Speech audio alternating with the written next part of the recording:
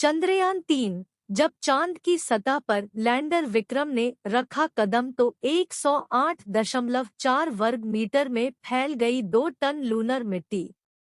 चंद्रयान-3 इसरो ने शुक्रवार 27 अक्टूबर 2023 को माइक्रो ब्लॉगिंग साइट पर लिखा। 23 अगस्त को चांद पर लैंडिंग के बाद वहां पर एक इजेक्ट हेलो बन गया है।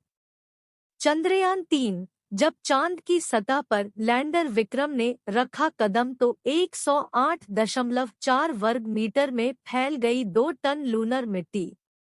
चंद्रयान-3 अगस्त 2023 में भारत ने चंद्रमा के दक्षिणी ध्रुव पर सॉफ्ट लैंडिंग करके इतिहास रच दिया था, लेकिन उस दिन चंद्रयान के लैंड करते ही दक्षिणी ध्रुव पर एक घटना और हुई थी। विक्रम लैंडर के लैंड करते ही चंद्रमा की सतह पर इतनी लूनर मिट्टी उड़ी कि उसने चांद पर ही एक इजेक्ट हेलो तैयार कर दिया। ये इजेक्ट हेलो क्या होता है, हम आपको इसके बारे में विस्तार से बताएंगे। इसरो ने शुक्रवार को एक्स पर लिखा, चंद्रयान-3 ने 23 अगस्त को चांद पर लैंडिंग करते ही चांद की सतह पर एक इजेक्ट हेलो बना दिया। वैज्ञानिकों ने अनुमान लगाया कि विक्रम लैंडर के लैंड करते ही लगभग 2.06 टन लूनर मिट्टी चांद पर फैल गई। क्या होता है इजेक्ट हेलो और क्या है एपिरेगोलिथ? वैसे तो इसरो ने माइक्रोब्लॉगिंग साइट एक्स पर चांद की धरती पर चंद्रयान-3 के लैंडर द्वारा बनाए गए इस इजेक्ट हेलो के बारे में जानकारी दी है, लेकिन आपके दिमाग में यह सवाल जरूर दस्तक दे रहा होगा कि आखिरकार यह इजेक्ट हेलो होता क्या है, या एपिरगोलिथ भी क्या चीज है।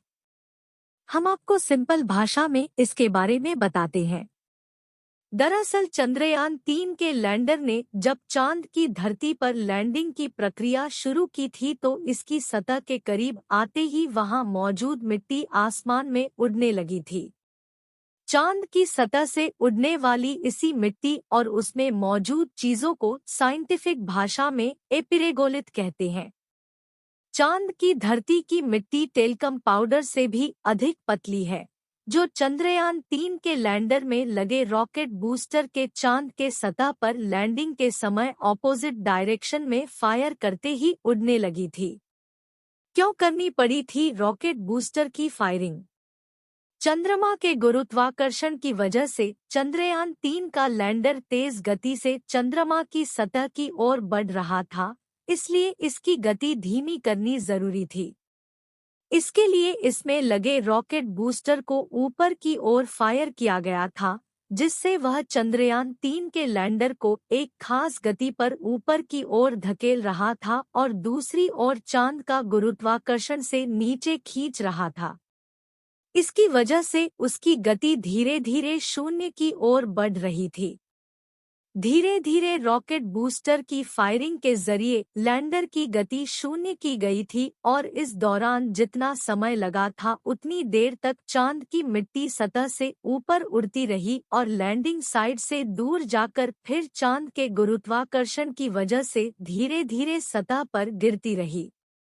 प्रज्ञान रोवर विक्रम लैंडर ने की अहम रिसर्च। 23 अगस्त को चांद के दक्षिणी ध्रुवीय हिस्से पर चंद्रयान-3 के लैंडर में सफल लैंडिंग का इतिहास रचा था।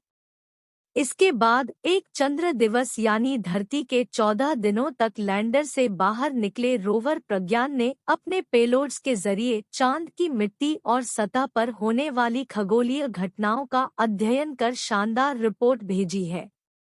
इसने चांद की मिट्टी में सल्फर, ऑक्सीजन जैसे दुर्लभ तत्वों की मौजूदगी की पुष्टि की है। इसे एक चंद्र दिवस तक काम करने के लिए ही बनाया गया था। उसके बाद फिलहाल चांद की धरती पर लैंडर और विक्रम सुसुप्ता अवस्था में है।